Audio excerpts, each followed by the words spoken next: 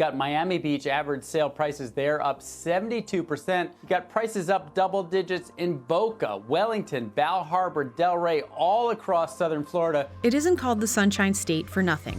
Over 230 days of sunshine per year, 600 and some miles of beach, Disney World, fancy sports cars, a wild nightlife, and of course, no income tax.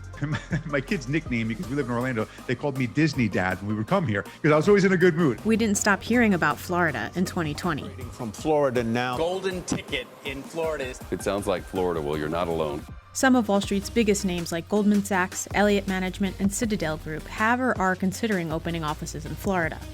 High-profile investors like Keith Rabois, Shervin Pishvar, and John Oringer already made the move. Even JetBlue is considering it. For years, even though people would talk about moving, it really wasn't cool among the wealthy to move to Florida. It's like, okay, you couldn't hack it in New York, go to Florida. Now, you're the chump who stayed in New York. But it's not just COVID. Reports of Florida slowly morphing into a legitimate tech and financial hub has been loosely talked about for over a decade. In 2018, Florida solidified its place in the big leagues when $2.88 billion was raised in venture capital. That trend has continued all throughout 2020. I think actually Miami has the opportunity within the next 5 to 10 years to, not only become a tech hub, but be the largest tech hub in the United States. Never in my 3 decades of doing this have I ever seen the level of economic development activity. But Florida's economy has long been marked by low-paying tourism and service sector jobs, inequality, and ravaging climate change. It's ranked near bottom for affordable housing and health and unemployment insurance access. As much as people understand Florida to be a beautiful place to go and vacation, there is almost a synonymous or parallel understanding that the state of Florida is backwater hell for a lot of people.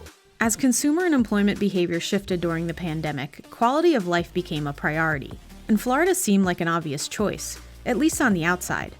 3 Floridian cities were among the top 6 choices for New Yorkers fleeing COVID. So can Florida become the next big tech and finance hub?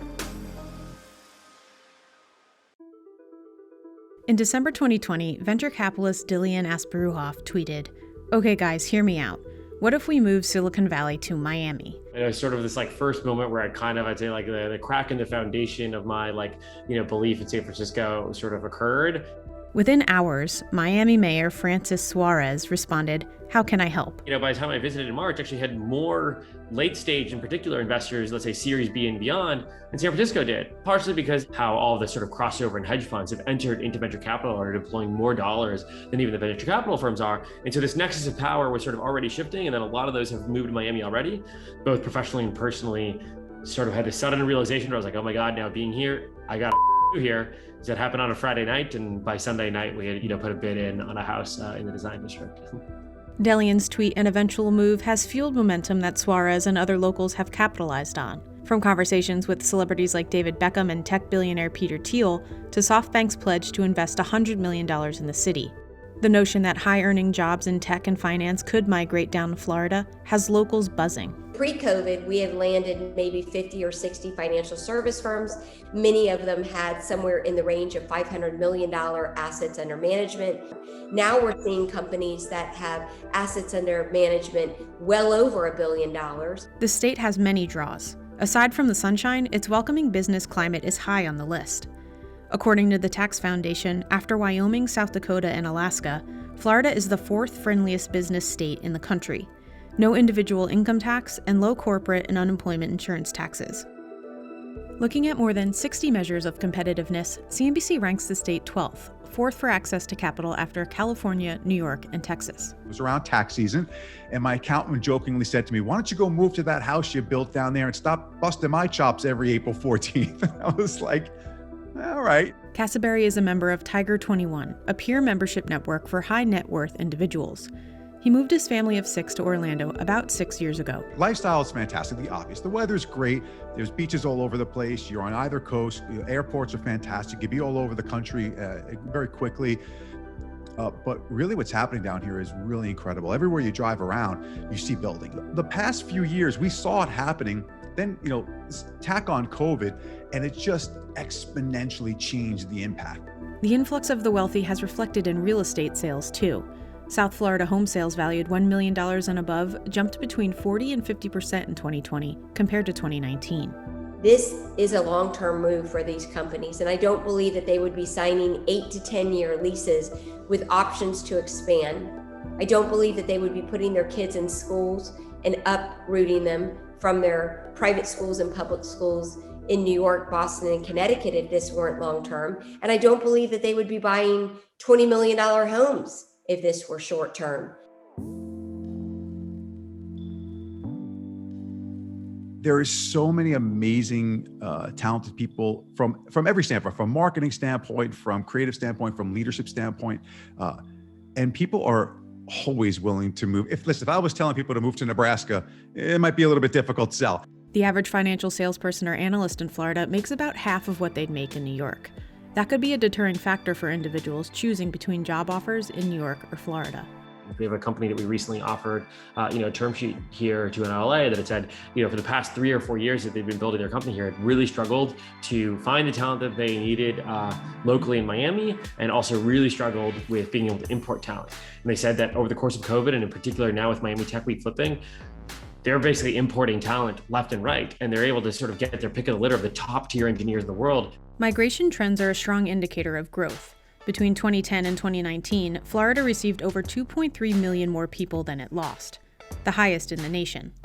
The population grew by nearly 15% in the last decade, but more than half of that growth came from people aged 60 and above. In 2020, contrary to many reports, population growth was expected to slow down. According to an independent analyst on cell phone data, migration to Tampa and Orlando surged, but dropped sharply in Miami. The overall impact ended up being roughly neutral. The creation of millionaires it happens in New York City. It doesn't happen in Florida. Florida is a place where millionaires go to retire. If you're a young person thinking about, where am I going to launch my career? New York is still, where it's at, and that'll be the story next year and 10 years from now. Florida's economy has come a long way over the past 50 years. In 1963, it was the 11th largest economy in the country. Today, it's the 4th, just behind New York. Florida's gross state product, which is commonly used to measure the health of an economy, also stayed well above the national average in the 7 years prior to COVID.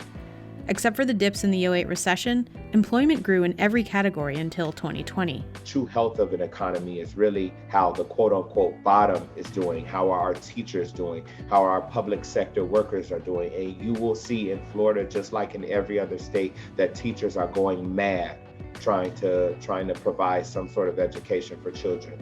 Parents are going mad trying to provide some sort of lives for their children and lives for themselves. The economy is not healthy, right?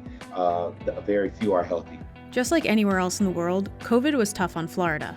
Real GDP fell 2.9%, and despite its lax COVID closures and the stories of mass influx of people, between Q3 and Q4, the state only grew 3.1% in comparison to other states with no income tax like Texas and Tennessee. It's hard to believe that there's this rise of Florida.